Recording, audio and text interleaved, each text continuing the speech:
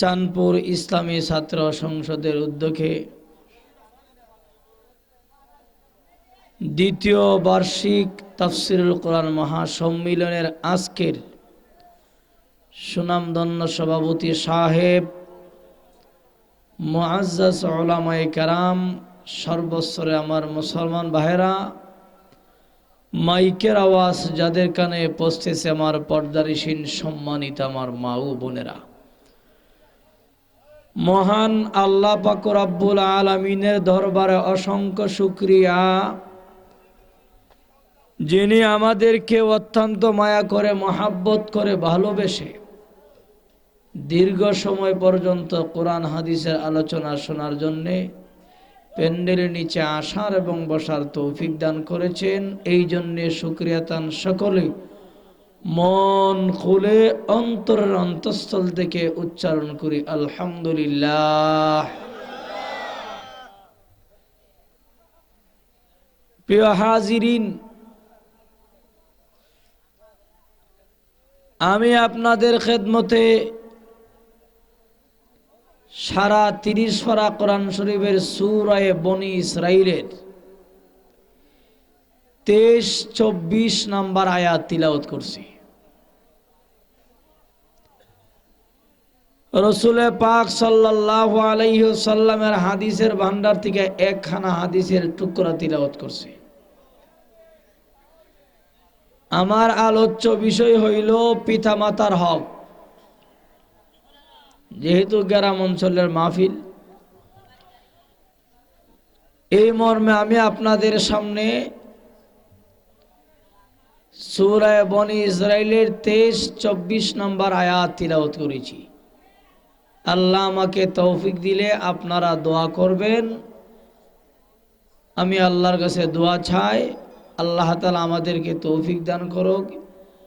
আমি আমার বিষয়বস্তুর উপরে আলোচনা করার জন্য চেষ্টা করব। আমার আল্লাহ আমাকে তৌফিক দিলে, ওমা তৌফিক ইল্লা বিল্লাহ। আব্বা আম্মারে শান্তি দিলে কি দুনিয়াতে শান্তি পাওয়া যাবে? শোনার দরকার আছে না? প্রতিদিন তো প্রোগ্রাম জান আর বাসে না। গতকালকে বাহুবল ওয়াজ করছি, রাত্রে 2:30টার সময় ঘুমাইছি, আবার উঠতে আপনার এখানের মধ্যে আইলাম। আবার আগামীকাল ওই মমি সিং, এরপরের দিনে মমি সিং। কই যে আল্লাহ নে এই হতে পারাইকা কত মানুষের ঘরের ভাত যে খাইলাম, আল্লাহ ছাড়া কেউ জান না। কত গ্রামের ভাত খাইতেছি। রিজিক আসলে হইল রিজিক, ঠিক না বেটি?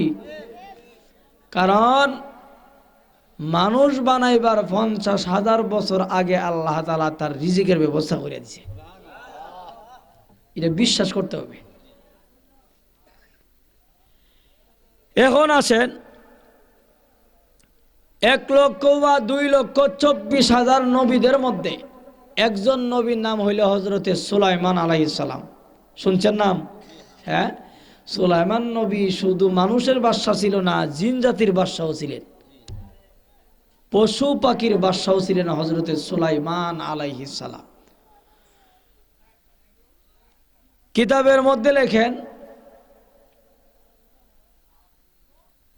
নুজাহাতুল মাদারিস কিতাবের মধ্যে লিখেছেন, আল্লাহর নবী হযরতে সুলাইমান আলাইহিস সালাম, আল্লাহর পয়গম্বর হযরতে সুলাইমান আলাইহিস সালাম, উনি জিন জাতিকে লইয়া একদিন সাগরের কিনারে দিয়ে গেছে। নদীর কিনারে দিয়া যাইয়া দেখে নদীর মধ্যে বিরাট বড় বড় ঢেউ। নদীর মধ্যে ঢেউ আসে না বড় বড়?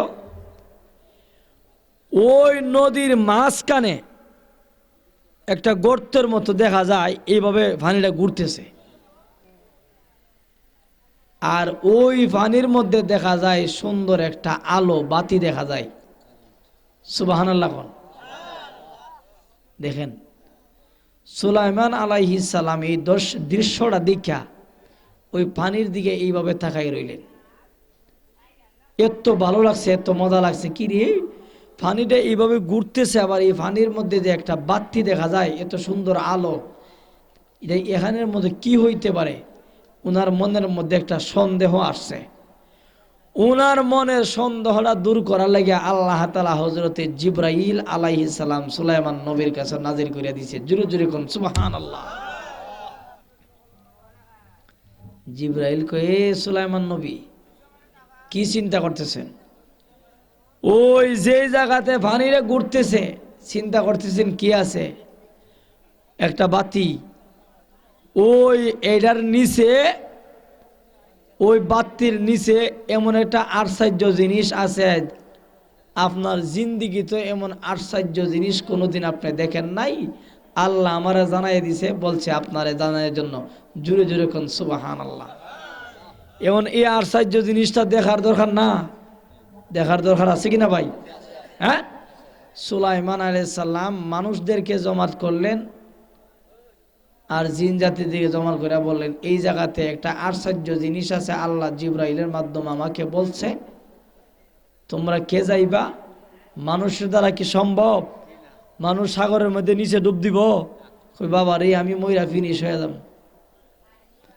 জিন জাতিদেরকে বললেন, একটা জিন যাইয়া পানির মধ্যে ডুব দিয়ে এইভাবে বসে রয়েছে। এটা বাটফার। কি এটা? কি বাটফার? মানুষের মধ্যে যেমন বাটফার আছে, জিনের মধ্যে বাটফার আছে। মানুষের মধ্যে ভালো, জিনের মধ্যেও ভালো আছে। দেখেন সুলাইমান নবীর এক জিনে, এ সুলাইমান নবী, এর মধ্যে কোনো কিছু নাই। সুলাইমান নবী গেল তোর বাটফারি, কারণ আল্লাহ জিবরাইলের মাধ্যমে আমরা জানাই দিছি এটা সত্য। সুবহানাল্লাহ কোন। আরেকটা ভালো জিন ডুব দিছে, পানির নিচে যাইয়া দেখে বাবা বিরাট বড় একটা গড় পানির নিচে, আর ওই গড়ের ভিতরে একটা যুবক বসে বসে আল্লাহর ইবাদত করতে আছে। সুবহানাল্লাহ কোন।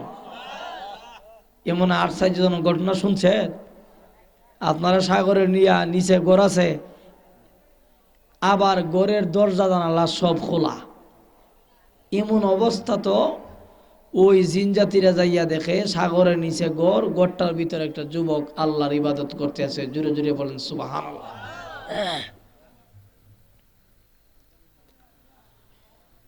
ওই সময় জিন জাতি বল, এ সুলাইমান পয়গম্বর, আমি একবারে সাগরের নিচে তল শহরে গেলাম। সুলাইমান নবী রে, আমি সাগরের নিচে যাইয়া দেখি, সাগরের নিচে পানির নিচে বিরাট বড় একটা গড়। ওই গড়ের ভিতরে একটা যুবক বসে বসে আল্লাহর ইবাদত করতে আছে। জোরে জোরে কোন সুবহানাল্লাহ। ওই জিন বলল, এ সুলাইমান নবী, আমি সাগরের নিচে যখন চলে গেলাম, সাগরের নিচে যাইয়া দেখি একটা ঘর। ওই ঘরের ভিতরে একটা যুবক বসে বসে আল্লাহর ইবাদত করতে আছে। সুলাইমান নবী রে, ওই ঘরটার দরজা জানালা সবগুলি খোলা, ঘরের ভিতরে পানি ঢুকে না। সুবহানাল্লাহ। এ সুলাইমান নবী, ওই ঘরের ভিতরে কোনো পানি নেই, ঘরের ভিতরে আল্লাহর একটা বান্দা, একটা যুবক আল্লাহর ইবাদত করতে আছে। হযরতে সুলাইমান পয়গম্বরকে খবর বললেন। হযরতে সুলাইমান নবী বলল, এ জিন জাতি, যা যার দেরি করো না, এই মুহূর্তে ওই গড়টা সহ আমি সুলাইমান নবী তোমাকে অনুমতি দিলাম, গড়টাকে মুঠ করে ধরে সাগরের পারে উঠায়া দাও। ওই সময় জিন আবার সাগরের নিচে ডুব দিল। সাগরের নিচে ডুব দিয়ে ওই গড়টার মধ্যে মুঠ করে ধরে সাগরের কিনারের মধ্যে রেখে দিয়েছে। আল্লাহর কুদরত, ওই জিন যখন ওই গড়টারে সাগরের নিচে উঠাইল, ওই গড়টার দরজা জানালা সবগুলি বন্ধ করা। ওই ঘরের ভিতরে কি আছে না আছে দেখা যায় না। ওই সময় গড়টায় না সাগরের নিচে উঠাইয়া দিলেন। সুলাইমান নবী দেখিয়া অবাক হইয়া যায়।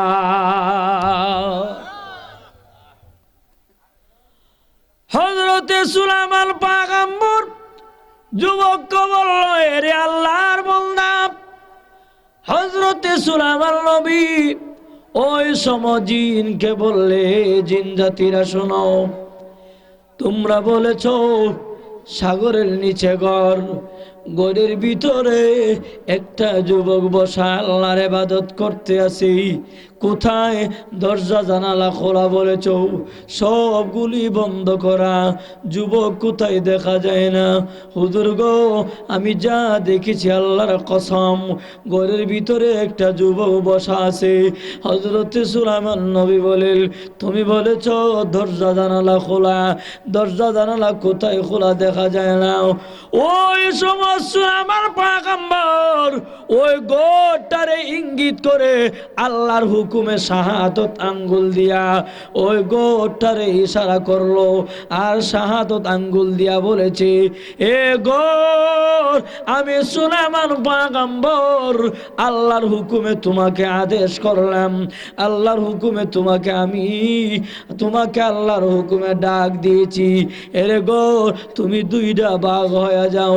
কিতাবের মধ্যে রেখেছেন সুলাইমান পয়গম্বর ওই গোটাকে লক্ষ্য করে আল্লাহর হুকুমে যখন ডাক দিয়েছে, সঙ্গে সঙ্গে গোটা দুইটা ভাগ হয়ে গেছে।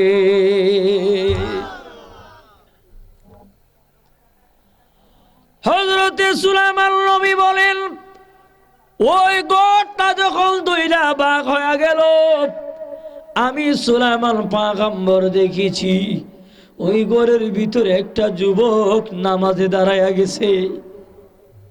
সুবহানাল্লাহ। এই ঘরের ভিতরে একটা যুবক নামাজ পড়তে আছে। হযরতে সুলাইমান নবী দেখে অবাক হয়ে গেল, আরে কি ব্যাপার বুঝলাম না। ঘরের ভিতরে, ঘরটা ছিল পানির নিচে, আবার ওই ঘরের ভিতরে একটা যুবক আল্লাহর ইবাদত করতে আছে, নামাজ পড়তে আছে। যুবকটা যখন নামাজ থেকে যখন ফারিগ হয়ে গেল, ওই যুবক ঘর থেকে যখন নামাজ থেকে যখন ফারিগ হয়ে গেল, নামাজ যখন শেষ হয়ে গেল, হযরতে সুলাইমান পয়গম্বর যুবকটাকে বলল, এ আল্লাহর বান্দা, বলো ওই ঘরের ভিতরে তুমি কি করো? বলে, আমি আল্লাহর ইবাদত করি। ওই সময় হযরতে সুলাইমান নবী বলল, এরে আল্লাহর বান্দা, ওই ঘরের ভিতরে তুমি আল্লাহর ইবাদত করো? বলে, হ্যাঁ, আমি তো আল্লাহর ইবাদত করি।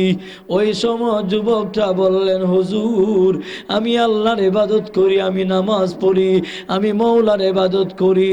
ওই সময় সুলাইমান পয়গম্বর বলেন, এ যুবক, পানির নিচে ঘর হইতে পারে না, আমার আল্লাহ পানির নিচে ঘর বানায়া দিয়েছে, আবার ওই ঘরের ভিতরে তুমি শান্তিতে বসবাস করতে আসো।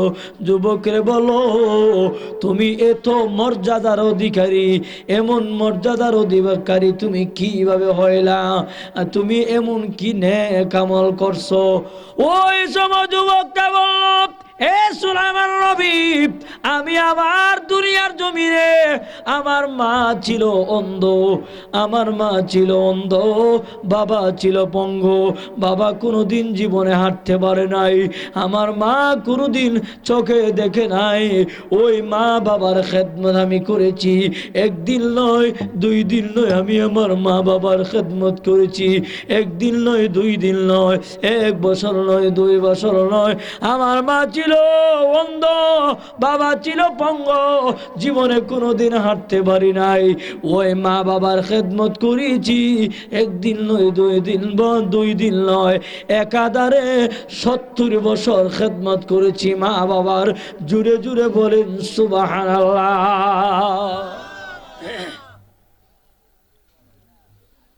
ওই যুবক বলল, এ সুলাইমান নবী, আমি আমার মা বাবার খেদমত করেছি, একটানা 70 বছর পর্যন্ত মা বাবার খেদমত করলাম। আমার মা বাবা আমাকে দুনিয়াতে জীবিত থাকা অবস্থায় আমাকে বিবাহ শাদী করাইবার জন্য কত চেষ্টা করলো। আমি বলেছি, মা না, আমাকে বিবাহ করাইবা না। আমার বউ যদি ভালো হয়, আমার স্ত্রী যদি ভালো হয়, তাহলে তোমাদের সেবা যত্ন করবে। যদি ভালো না হয়, তাহলে তোমাদেরকে কষ্ট দিবে। আমাকেও বালিশ মন্ত্র দিয়া আমার স্ত্রীর পক্ষে নিয়ে যাইবে। তখন তোমরা আমার প্রতি নারাজ হয়ে যাবে। ও মা, তোমরা জীবিত থাকা অবস্থায় আমার দ্বারা সম্ভব না। মা গো, খেদমত করার জন্য আমি যথেষ্ট। আমি মরণ পর্যন্ত তোমাদের খেদমত করব। ওই ছেলে বলে, হে সুলাইমান নবী, আমি আমার মা বাবার খেদমত করেছি, 70 বছর আমার মা বাবার খেদমত করেছি। আমার বাবাকে পিঠে বহন করে করে, মাকে পিঠে বহন করে করে ঘুরে বেড়াইলাম। মা যেখানে মনে চাই, যেখানে যাইতে ইচ্ছা করলো, পিঠে বহন করে আমি মারে নিয়ে যাইলাম। বাবা যেখানে যাইতে চাই, সেখানে আমি বাবাকে নিয়ে গেলাম। সুতরাং আমি আমার মা বাবার খেদমত করেছি। এ আল্লাহর নবী, আমার মা বাবা যখন দুনিয়া থেকে বিদায় হয়ে গেল, ওই সময় আল্লাহর কাছে দোয়া করে গেছে, আল্লাহ গো, আমার সন্তানের দ্বারা আমরা যে সুখ আর শান্তি পাইলাম, আল্লাহ আমরা মা বাবা সন্তানের জন্য দোয়া করে গেলাম। আমরা বিদায় হয়ে গেলে আমার সন্তানের জন্য আরামের ব্যবস্থা করে দিবা আল্লাহ। যেখানে শয়তান যায় আমার ছেলেকে দুঃখা না দিতে পারে, আমার ছেলেকে যেন শয়তান যেন কুমন্ত্রণা দিতে না পারে, এমন জায়গাতে আমার সন্তানের ব্যবস্থা করে দিবা। এ সুলাইমান নবী, আমার আব্বা আম্মা যখন দুনিয়া থেকে বিদায় হয়ে গেল, আমি দুঃখে আমি কান্না আরম্ভ করেছি। আমি তো আমার মা বাবার খেদমত আর করতে পারবো না। আমার মনটা যখন মলিন হয়ে গেল, আমি অশান্তির মধ্যে পড়ে গেলাম। কারণ আমার ঘরের ভিতরে যে বরকত ছিল, বরকত চলে গেছে, আমার আব্বা আম্মা চলে গেছে। আমি কান্দি আর কান্দি ঘুরাই, আমি ঘুরে বিড়ি আর রাস্তা দিয়া কান্দি। সুলাইমান নবীর মা বাবা হারাইয়া আমি যুবক পাগল হয়ে গেছি। মা বাবার জন্য পাগল হইয়া আমি সাগরের কিনারে দিয়া যখন হাঁটতে গেলাম, ওই সময় সাগরের মাঝখানে দেখি একটা পানির স্রোত দেখা যায়, ওখান থেকে একটা বাতি আলো দেখা যায়। আমি মনে মনে কইলাম, আল্লাহ, আল্লাহকে বলেছি, আল্লাহ, ওই দেখা যায় সাগরের মাঝখানে একটা বাতি গো আল্লাহ, এত সুন্দর লাগে। আল্লাহ, ওই বাতিটার নিচে কি আছে যদি আমাকে তুমি দেখাইতে গো আল্লাহ, তাহলে আমি তো মনে হয় ওই সুখটা পায়া হইতো মা বাবার দুঃখটা আমি ভুলে যাইতে পারি। সুবহানাল্লাহ। আল্লাহর কুদরতে হঠাৎ করে একটা বাতাস আসলো, বাতাস এসে আমাকে নিয়ে গেল সাগরের মাঝখানে। ওই সাগরের মাঝখানে নিয়ে ওই সময় আমাকে পানির নিচে নিয়ে গেল।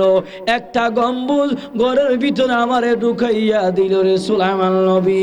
আমি কিভাবে ঘরের ভিতরে ঢুকলাম, আমাকে বাতাসের মতো ঘরের ভিতরে ঢুকাইয়া দিল, পানির নিচে একটা ঘর। ওই সময় হযরতে সুলাইমান পয়গম্বর বলেছে, ও আল্লাহর বান্দা,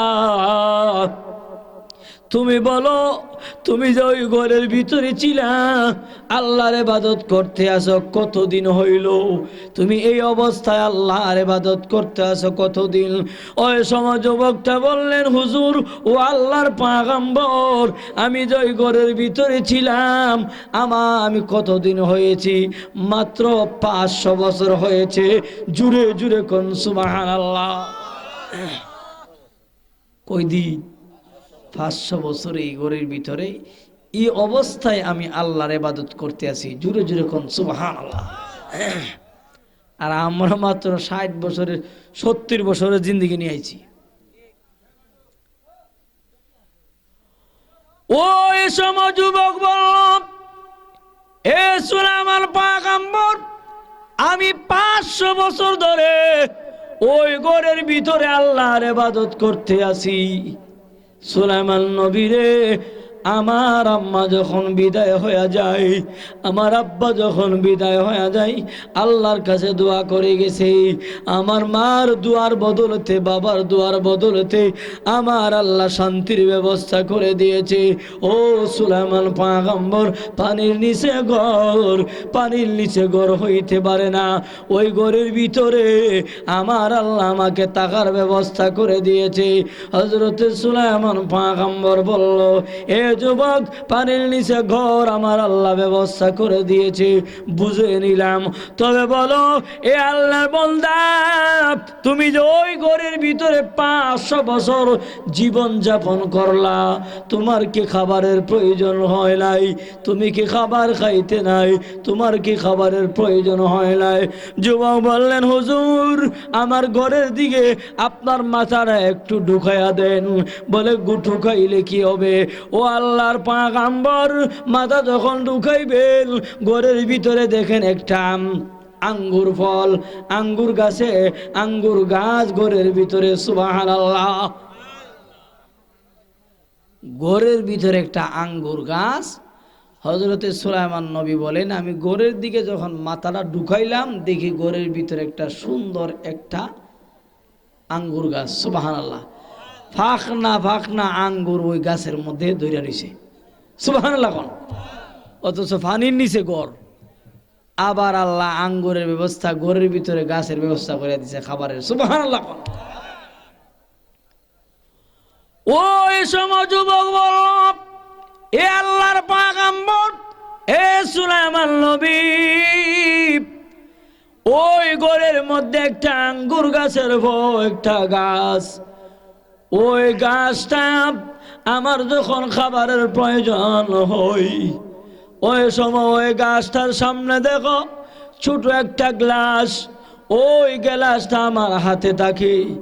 আমার যখন খাবারের প্রয়োজন হয়, ওই আঙ্গুর গাছ থেকে আঙ্গুরগুলি আমি পেড়ে পেড়ে ওই আঙ্গুরগুলি হাতের মধ্যে লইয়া এইভাবে মোট করে যখন চিপা দেই, রসগুলি ওই গ্লাসের মধ্যে পড়ে, আর ওই আঙ্গুর গাছের আঙ্গুরের রসগুলি আমি খাই, জীবন যাপন করি। সুবহানাল্লাহ।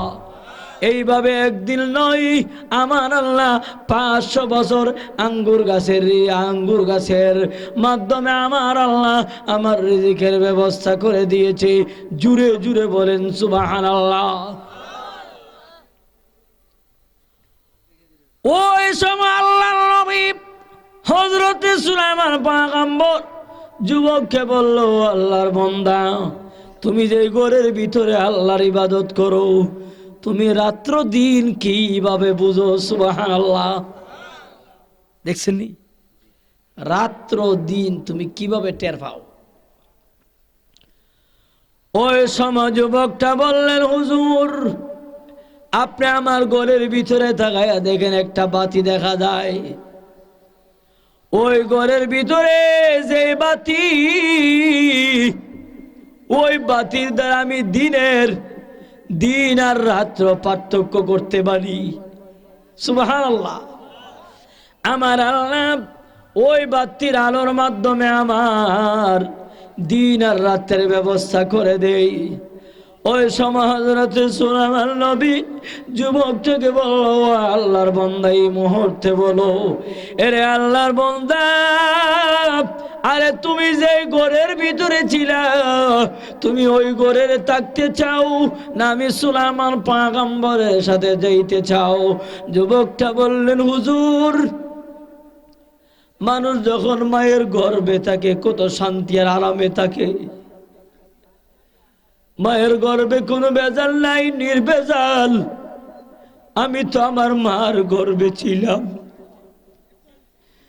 আমার মার গর্ভে আমি শান্তিতে ছিলাম, কেউ আমাকে ডাকেন নাই, মা কষ্ট করেছে। এ আল্লাহর নবী, আমার মা আমাকে পেটে বহন করেছে, আমাকে কষ্ট করেছে। ওই মার পেটে তাকিয়া, মার পেটে আমি লাথি মেরেছি, গুতা দিয়েছি। মা যখন খাবার খাইতে যাই, আমার পায়ের লাথির কারণে খাইতে পারে না। ওই সময় যুবকটা কান্দে, আমার মা আমার জন্য কত কষ্ট করলো, বাবা কষ্ট করলো। মা এমন জিনিস, আল্লাহ বলে ও মানুষ, মা বাবার মতো আপন আমি আল্লাহর পরে আর কেউ হইতে পারে না। এই কারণে মা বাবার কষ্ট দেওয়া যাবে না। যুবকটা চোখের পানি চাইরা আল্লাহর নবীর কাছে, হযরতে সুলাইমান নবীর কাছে কান্দে, আর চোখের পানি চাইরা বললে, ও আল্লাহর নবী, আমি মা বাবা হারাইয়া এতিম হইয়া গেছি, আমি মা বাবা হারাইয়া এতিম হইয়া গেছি। আমার আব্বা আম্মা আমার জন্য একটা দোয়া করে গেছে। আল্লাহর নবী বলেছে, বন্দুকের গুলি মিস হয়, মা বাবার দোয়া মিস হইতে পারে না। ঘর থেকে বের হইলে ওয়াজ করতে যাব, মা পিছনে পিছনে তাকায়, বলে মা ফিরে যাইয়া ফোন দিও, পড়ছ কিনা। ওই মা বাবারে কিভাবে ভুলে থাকা যায়? ও দুনিয়ার মানুষ, আমার আল্লাহ বলে, ও মানুষ, আমি আল্লাহ তোদেরকে মায়ার মহব্বত করে সৃষ্টি করেছি রে বান্দা। কার মাধ্যমে সৃষ্টি করলাম? আমি আল্লাহ যেহেতু তোমাদেরকে এই পৃথিবীতে প্রেরণ করলাম, মার বাবার মাধ্যমে তোমারে পাঠাইয়া দিলাম। ওই মা বাবার খেদমত তুমি করবা।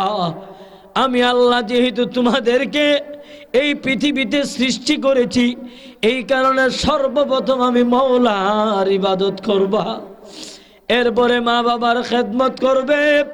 আল্লাহ বলে, ও মানুষ, মা বাবার ভালোবাসার মধ্যে কোনো স্বার্থ নাই। মা বাবা অন্তর দিয়া মন উজাড় করে ছেলে সন্তানকে ভালোবাসে। ও দুনিয়ার মানুষ, ওই যুবকটা ডাক দিয়া বললে, ও সুলাইমান নবী, আপনি বলতেছেন আমি এই আপনার সাথে থাকতে চাই না, আমি যেখানে ছিলাম সেখানে আমি যাইতে চাই।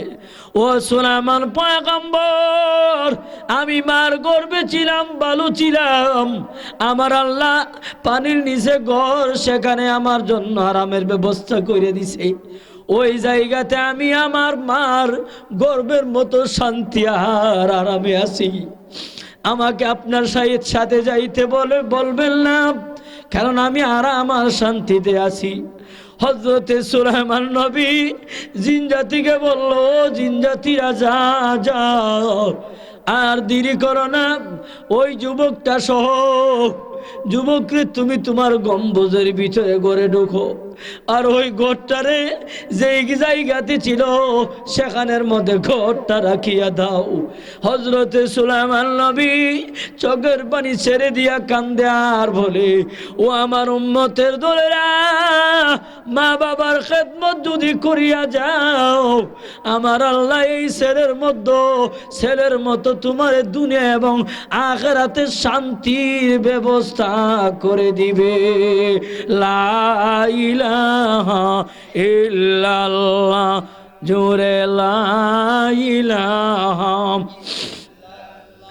জোরে লা ইলাহা ইল্লাল্লাহ, জোরে লা ইলাহা, জোরে লা ইলাহা, লা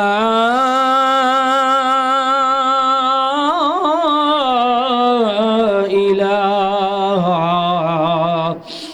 ইল্লাল্লাহ মুহাম্মাদুর রাসূলুল্লাহ সাল্লাল্লাহু আলাইহি ওয়াসাল্লাম। وقضى ربك ألا تعبدوا إلا إياه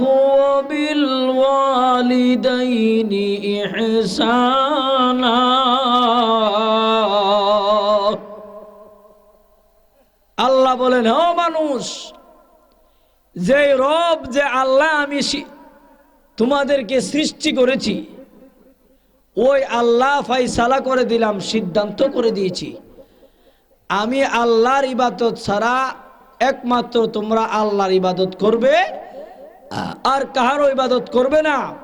আল্লাহর কাছে মাথা নত করবে, দুনিয়ার কাহারও কাছে মাথা নত করবে না, একমাত্র আল্লাহরই ইবাদত করবে, যে আল্লাহ আমি তোমাদেরকে সৃষ্টি করেছি।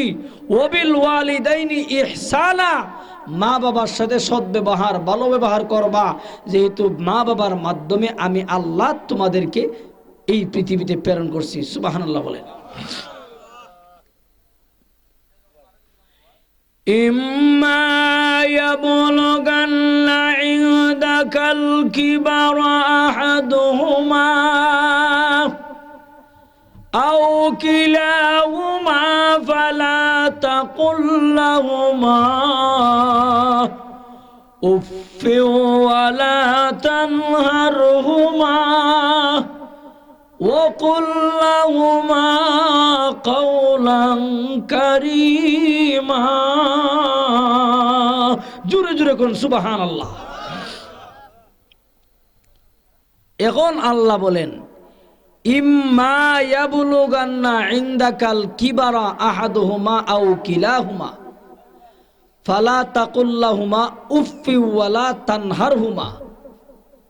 আল্লাহ বলেন, তোমার মা একজন অথবা উভয়জন, মা এবং বাবা একজন অথবা দুজন, জীবদ্দশায় হয়ে যায়, চলতে পারে না, হাঁটতে পারে না, এমত অবস্থায় যখন তাদের বয়স অবনীত হয়, ওই সময় মা বাবা সন্তানের কাছে কোনো কিছু চায়, এদেরকে দিতে যাইয়া তোমরা বলিও না, এমন ব্যবহার করিও না যাতে মা বাবার শরীরের মধ্যে, অন্তরের মধ্যে শব্দ আসে। এমন শব্দ যদি আসে তাহলে আমি আল্লাহ তোদের প্রতি নারাজ হয়ে যাব, তখন তোমরা দুনিয়াতেও শাস্তি পাইবা, পরকালও শাস্তি। জোরে জোরে কোন নাউজুবিল্লাহ। এখানের মধ্যে আরবি ভাষা অনুযায়ী শব্দ আল্লাহ তাআলা বললেন, শব্দ দ্বারা এমন কোন দুঃখ নাই যে শব্দের ভিতরে নাই। সমস্ত দুঃখ কষ্ট এই শব্দের ভিতরে। এরপরও আল্লাহ আলাদাভাবে, পৃথকভাবে কেন বলেন ওয়ালা তানহারহুমা, দমক দিয়া কথা বলিও না। আল্লামা ইমাম ফখরুদ্দিন রাজি ওনার কিতাবে লিখেছেন, শব্দের ভিতরে এমন কোনো কষ্ট নাই, যাবতীয় সব কষ্ট আছে। এরপরে আল্লাহ তাআলা ওয়ালা তানহারহুমা, দমক দিয়া কথা বলিও না। সাধারণ একটা জিনিসও যদি আনতে বলে, ওই সময় তুমি বইলো না যে আমি পারবো না, শেষানি দিও না। আছে না এরকম, শেষানি দেয় না, বাবার এক গ্লাস পানি আনকো, আমি পারতাম না। ওয়ালা তানহারহুমা, দমক দিয়া মা বাবার সাথে কথা বলিও না। শব্দ বলার পর আল্লাহ আলাদাভাবে বলছে ওয়ালা তানহারহুমা, মা বাবাকে দমক দিয়া কথা বলিও না। ও কুল্লাহুমা কাউলান কারিমা, তাদের সাথে শিষ্টাচার, নম্র ভদ্র ব্যবহার করো, যাতে মা বাবা তোমার প্রতি রাজি আর খুশি হইয়া যায়। জুড়ে জুড়ে কোন সুবহানাল্লাহ। মা বাবার দোয়া যদি কোনো সন্তানের প্রতি পড়ে যায়, ওই সন্তানকে আল্লাহ দুনিয়া এবং পরকালে শান্তির ব্যবস্থা করে দিবে। এটা 100% সত্য, এতে কোনো সন্দেহ নাই। সুবহানাল্লাহ বলে। আল্লাহর নবী বলেছেন, মা বাবা পাইয়া পাওয়া অবস্থায়, থাকা অবস্থায় যে বান্দা বান্দি বেহেশতের মালিক হইতে পারল না, আল্লাহর নবী বলেন তার মতো হতভাগা বান্দা বান্দি আর পৃথিবীতে হইতে পারে না। জোরে জোরে কোন নাউজুবিল্লাহ। মা বাবার মতো আপন কেউ নাই ভাই, সব দেখে ফেলছি। সবচেয়ে বড় বন্ধু হইল আল্লাহ, এরপর আল্লাহ, আল্লাহর নবী, এরপর হইল মা বাপ। সুবহানাল্লাহ বলেন। তাহলে মা বাবার মতো আপন কেউ আছে ভাই? এই মা বাবার সাথে আমরা নাফরমানি করি। মা বাবার সাথে নাফরমানি করলে কি হবে? আল্লাহ তাআলা শাস্তির ব্যবস্থা করে নিবে। এমন শাস্তি, আল্লাহু আকবার, আল্লাহু আকবার। আল্লাহর নবী একদিন জান্নাতুল বাকি গুরুস্থানের সামনে দিয়া যাইতেছে, হঠাৎ করে দেখে এক যুবকের কবরের মধ্যে জাহান্নামের আগুন দাউদা করে জ্বলতে আছে। আল্লাহর নবী, আমার আপনার নবী সৈয়দুল মুরসালিন খাতামান নবী, নবী আল্লাহর দরবার হাত উঠাইছে, আল্লাহ আমার একটা উম্মত জাহান্নামের আগুনে জ্বলবে, আল্লাহ আমি তো বরদাস্ত করতে পারি না। দোয়া করার সঙ্গে সঙ্গে আল্লাহ তাআলা নবীকে বললে, ও আমার নবী, যেই ছেলের জন্য আপনি দোয়া করেছেন সে তো আপনার সাথে অপরাধ করে নাই, তার মার সাথে অপরাধ করছে, তার মা যদি ক্ষমা করে দেয় আমি আল্লাহ তার কবরটা মুহূর্তের জন্য বেহেশতের বাগান বানাইয়া দিব। সুবহানাল্লাহ বলেন। তার মা বাবা, তার মা যখন তার ক্ষমা করবে না, আমি আল্লাহ তার কবরে জাহান্নামের কালা আগুন জ্বালাইতে থাকবো। জোরে জোরে কোন নাউজুবিল্লাহ। এখন আল্লাহর নবী তার মারে কোথায় পাবে? হযরতে আবু বকর বলছে, যা জান্নাতুল বাকির এরিয়ার ভিতরে যত মানুষ আছে সব নারী রেখো, তারা যেন যার যার কবরের পাশে কাতার বেঁধে দাঁড়াইয়া যায়।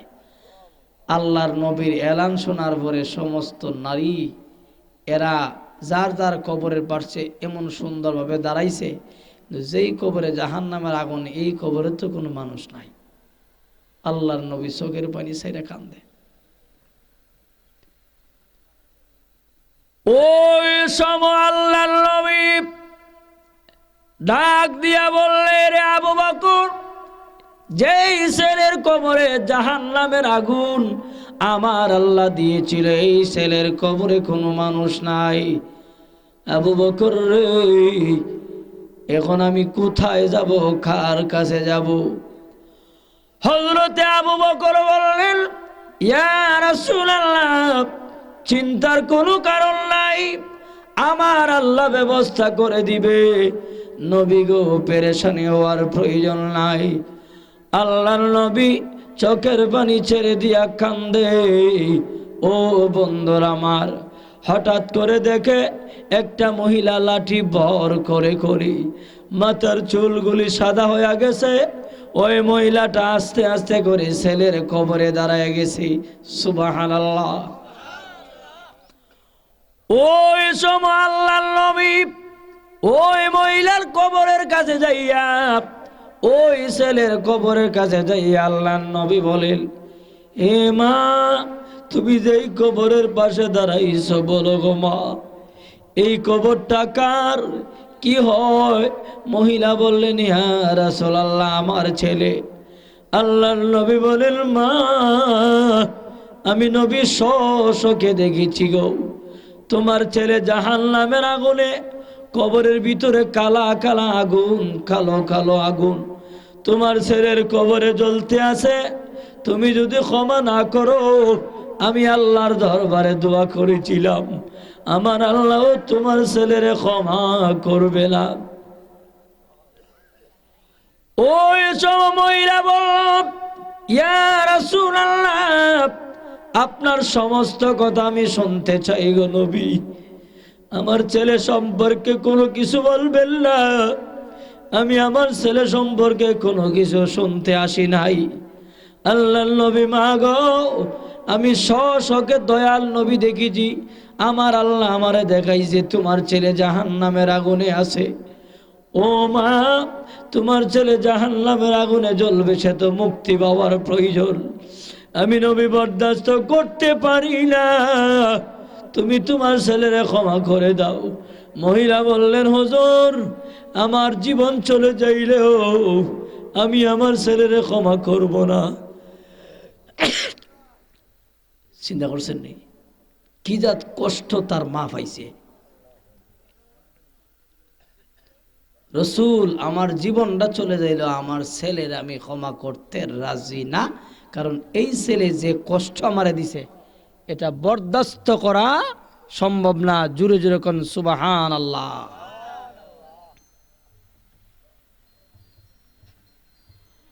ওই সময় মহিলা আল্লাহর নবীকে বললেন, ও আল্লাহর পয়গম্বর, আমার ছেলে আমাকে এমন কষ্ট দিয়েছে, আমার ছেলে আমাকে এমন কষ্ট দিয়েছে গো নবী, এটা বরদাস্ত করা সম্ভব না। নবী গো, আমার এই ছেলে যেখান তার আব্বা যখন আমারে বিবাহ করেছিল ওই সময় আমার বয়সটা ছিল সংকীর্ণ। আল্লাহর নবী আমাদের স্বামী স্ত্রীর মাধ্যমে ওই ছেলে দুনিয়াতে আগমন করলো। ওই ছেলেরা যখন ছোট অবস্থায় তখন তার আব্বা দুনিয়া থেকে বিদায় হয়ে গেছে, ইন্তেকাল করলেন। ইন্না লিল্লাহি ওয়া ইন্না ইলাইহি রাজিউন। ও আল্লাহর পয়গম্বর, ওই সময় আমার বয়সটা ছিল সংকীর্ণ, একবারে যৌবনকাল। আমি ইচ্ছা করলে অন্য স্বামী গ্রহণ করতে পারতাম, কিন্তু অন্য স্বামী গ্রহণ করি নাই এই ছেলের দিকে তাকাইয়া।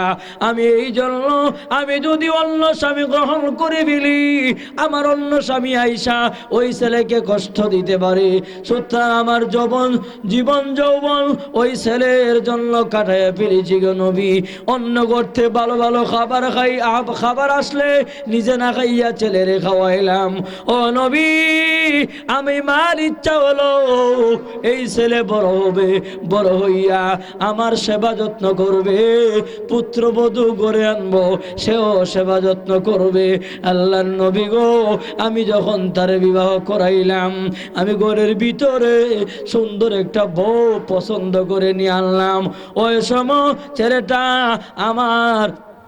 ছেলেটা তার স্ত্রীর দোকা পড়িয়া সে তার স্ত্রীর কথা বলে আমার কোনো কথা শুনতে চায় না।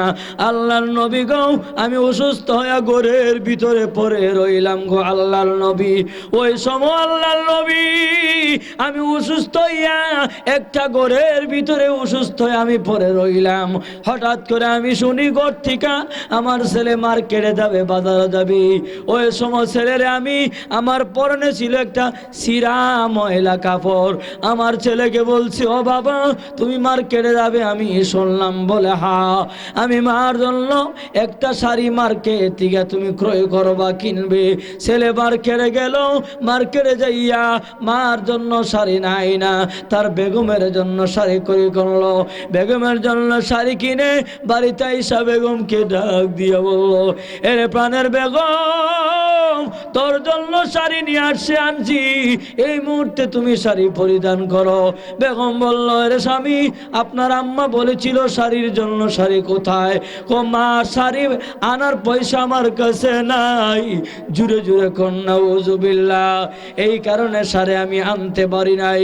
ওই সময় ওই বৃদ্ধা মহিলা ঘর থেকে কান দিয়ে শুনতে আছে, হাইরে এই ছেলেকে 10 দিন গর্ভে ধারণ করলাম, একদিন তো বলি নাই কষ্ট হইল। আজকে ইজ্জত দেখার জন্য একটা শাড়ি তার কাছে চাইলাম, সে আমাকে শাড়ি দিল না। ও বন্ধুরা আমার, ওই মহিলা এই ঘটনা আল্লাহর পয়গম্বরের কাছে ব্যক্ত করল। ইয়া রাসূলুল্লাহ, ইয়া হাবিবাল্লাহ, আমার ছেলে আমার জন্য শাড়ি নাই না, তার বেগমের জন্য শাড়ি ক্রয় করলো, বেগমের জন্য শাড়ি কিনে আনলো। ওই স্বামী ঘর থেকে বের হইয়া আমার ছেলেকে বলেছি, ও বাবা, আমি মার জন্য তুমি শাড়ি আনো নাই। ছেলে আমাকে বলেছ, ও মা, তোর শাড়ি আনার পয়সা আমার কাছে নাই, যার কারণে আমি আনতে পারি নাই। নাউজুবিল্লাহ। ওই সময় মা বলল, বাবা, তোর বেগমের জন্য শাড়ি আনলে টাকা পাইলি, আমার জন্য শাড়ি আনো, এর জন্য তোমার টাকার শর্ট পড়ে গেল। ওই ছেলে মা বলে, ও বাবা, 10 মাস 10 দিন গর্ভে ধারণ করেছি রে বাবু, কিন্তু একদিন তো বলি নাই যে কষ্ট হয়েছে রে বাবা। আজকে ইজ্জত রক্ষা করার জন্য তোমার কাছে একটা শাড়ি চাইলাম, তুমি শাড়ি দেও নাই, তুমি বলেছ তোমার কাছে শাড়ি আনার পয়সা নাই। ও বাবা, 10 মাস 10 দিন গর্ভে ধারণ করেছি, মনে হয় না জানি কোথায় ভুল করে ফেলেছি। ও বন্ধুরা আমার, কিতাবে লেখে মহিলা যখন এই কথা বলল, সন্তান রাগ হইয়া তার মার গালের মধ্যে থাপ্পড় মারছে। মার গালের মধ্যে যখন থাপ্পড় মারলো, মহিলা বললেন, ইয়া রাসূলুল্লাহ, বেহুশ হইয়া জমিনে পড়ে গেছি, আর আমার হুঁশ নাই। যখন আস্তে আস্তে যখন হুঁশ ফিরে আসলো, ওই সময় তাকাইয়া দেখি আমার ছেলে না, আমি শুধু একা জমিনের মধ্যে পড়ে রইলাম। আল্লাহর কাছে দোয়া করেছি, আল্লাহ আমার ওই ছেলে আমারে যে কষ্ট দিয়েছে, ইজ্জত রক্ষা করার জন্য একটা শাড়ি চাইলাম, সে আমাকে শাড়ি দিল না, আমার গালের মধ্যে থাপড় মেরেছে, বেহুশ হয়ে আমি জমিনের মধ্যে পড়ে গেলাম। আল্লাহর কাছে দোয়া করছে, আল্লাহ এই ছেলের জন্য শাস্তির ব্যবস্থা করে দাও। ওই ছেলে মরে যাওয়ার পরে আল্লাহ তাআলা তার কবরের ভিতরে কালো কালো আগুন ধরাইয়া দিয়েছে। ওই ছেলে কবরেতে কান্দে, জাহান্নামের আযাব আর গজবের মধ্যে পড়ে আছে। আল্লাহর নবী এই ঘটনা শুনে নবীজির চোখ মুবারক দিয়া পানি ঝর্ণার মতো পড়তে আরম্ভ করলো। আল্লাহর নবী বলেন, হে মা, আরে তোর ভিতরে এমন কষ্ট আমি নবী জানি না, আমি তো আগে জানতাম না। সঙ্গে সঙ্গে আল্লাহর পয়গম্বর আবার মাবুদের দরবারে দোয়া করেছে, আল্লাহ যেই ছেলের জন্য জাহান্নামের আগুন তার কবরে দিয়েছো, ওই ছেলের মারে আমি আখিরি জামানার নবী কবরের পাশে দাঁড় করাইয়া দিয়েছি। আল্লাহ গো, আমার যেইভাবে তুমি জাহান্নামের আগুন দেখাইয়াছো, ওই মহিলারও তুমি দেখাইয়া দাও। কারণ মার সামনে যদি সন্তান কষ্ট পায়, অবশ্যই অন্তরের ভিতরে তার ব্যথা আসতে পারে, অন্তরের ভিতরে মাও দুঃখ আসতে পারে। ইচ্ছা করলে ওই সময় মাও তারে ক্ষমা করিয়া দিতে পারে। আল্লাহর নবীর মোনাজাত মঞ্জুর হয়ে গেছে। আল্লাহ তাআলা আবার তার কবরের ভিতরে জাহান্নামের আগুন দাও দাও করে জ্বালাইয়া দিল। ওই ছেলে হাত দিয়া লাগে, ও মা, ও বাবা, আমারে কবরে আযাব আর গজব হইতে বাঁচাও, আমারে কে আছো তুমি বাঁচাও। ওই সময় মহিলা কবরের পাশে দাঁড়াইয়া আল্লাহর পয়গম্বরকে বলেছেন, ইয়া রাসূলুল্লাহ, ইয়া হাবিবাল্লাহ, কবরের ভিতরে একটা যুবক কাঁদতে আছে, এই যুবকটাকে? আল্লাহর নবী বলেন, এটা হলো তোমার ছেলে। মহিলা বললেন, নবী না, আমার ছেলে তো দুনিয়াতে অত্যন্ত সুন্দর ছিল, ফর্সা ছিল, কিন্তু আমার ছেলের চেহারাটা একবার কালো হয়ে গেছে। আল্লাহর নবী বলে, এটা হলো জাহান্নামের আগুনের, কবরের আগুনের দ্বারা তোমার ছেলের চেহারাটা একবারে মলিন হয়ে গেছে। এই মুহূর্তে তুমি যদি মাফ না করো, আরে জাহান্নামের আগুনের দ্বারা তোমার ছেলে পুরো সরকার হয়ে যাবে। ও মা, তুমি তোমার ছেলের ক্ষমা করিয়ে দাও। মা চোখের পানি ছেড়ে দিয়া কান্দে। আল্লাহর নবীকে বললেন, ও আল্লাহর নবী, আপনি সাক্ষী থাকেন, আল্লাহর কসম খেয়ে বলেছি, আমার ছেলে এমন ভাবে জাহান্নামের আযাব আর গজবে জ্বলবে, আমি মা বরদাস্ত করতে পারি না। এই মুহূর্তে আমার অন্তরের ভিতরে যে দুঃখ কষ্ট ছিল সবগুলি ক্ষমা করে দিলাম, আমার ছেলেরে মাফ করে দিলাম। আপনি দোয়া করেন, আল্লাহ যেন আমার ছেলের কবরে শান্তির ব্যবস্থা করে দে।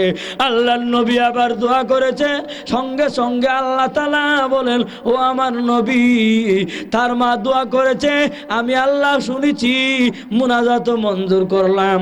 এই মুহূর্তে ওই ছেলের কবরে এই মুহূর্তে আরামের বিছনা বিছাইয়া দিলাম।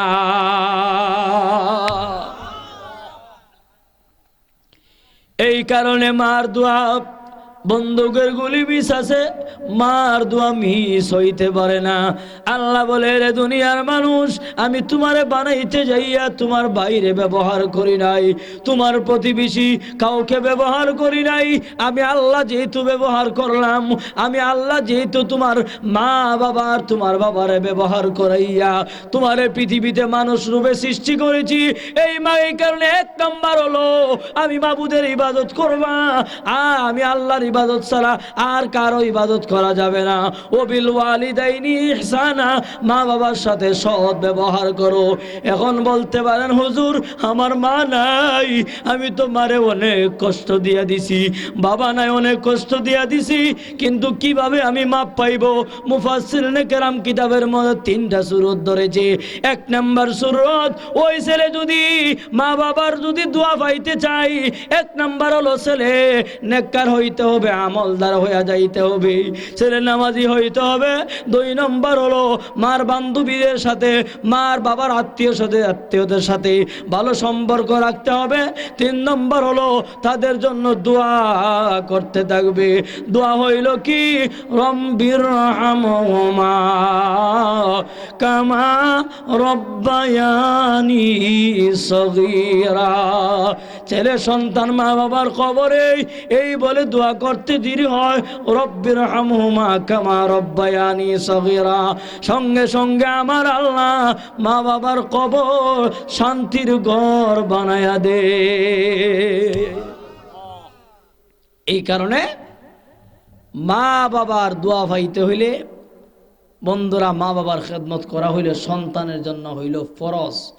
মা বাবার যাবতীয় সম্পূর্ণ সব কিছু দেওয়া যা লাগে ওষুধপত্র এরা সন্তানের দেওয়া হইল ফরজ, সন্তান দিতে হবে। নামাজ পড়া যেমন ফরজ, মা বাবার হক আদায় করা তেমন ফরজ। এই ফরজগুলি আদায় না করলে জাহান্নামের আগুনে জ্বলতে হবে। দুনিয়াতেও শাস্তি আসবে, পরকালেও শাস্তি আসবে। এই কারণে মা বাবা নাই অনেকের, এমনও আছে ঠিক না, মুক্তি পাওয়ার জন্য। হ্যাঁ, আমি সবার কাছে, হ্যাঁ, এর মনে করেন 30 জন মানুষ আছে আগামী বছরের মা